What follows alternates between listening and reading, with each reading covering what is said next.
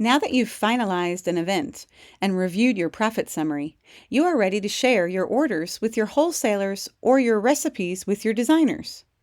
Click the Export button on the top left side of your screen to open the export modal and create a PDF or Excel file of your event. There are 4 different reports you can access. Detail.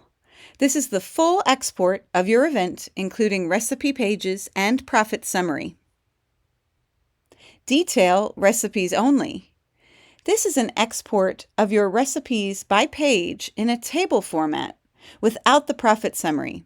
You can choose this option to share with your designers or to bring on site for delivery or setup when you don't want to share financial information. Select the Include Notes checkbox to add your notes from each page of the event to the report. If you included links to images in the notes, those links are clickable in the PDF version of the report. Recipe. This export begins with a summary page and a list of your recipes and their quantities.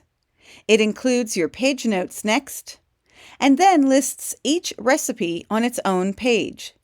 This export is great for design production and larger teams who need to split up recipes.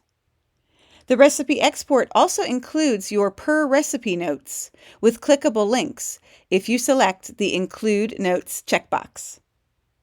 Last but not least is the vendor export. This is a list of your wholesale order information broken out by vendor. You can email this to your vendors in a PDF or Excel format. You can select an individual vendor on the list or use the Command or Shift keys while clicking to select multiple vendors from the list. Checkboxes allow you the option to include the wholesale price of each item and the bunch counts to this report. Once you've selected the report you'd like to export, click the teal Submit button. Now you can print or download your reports to email to your vendors and your design team.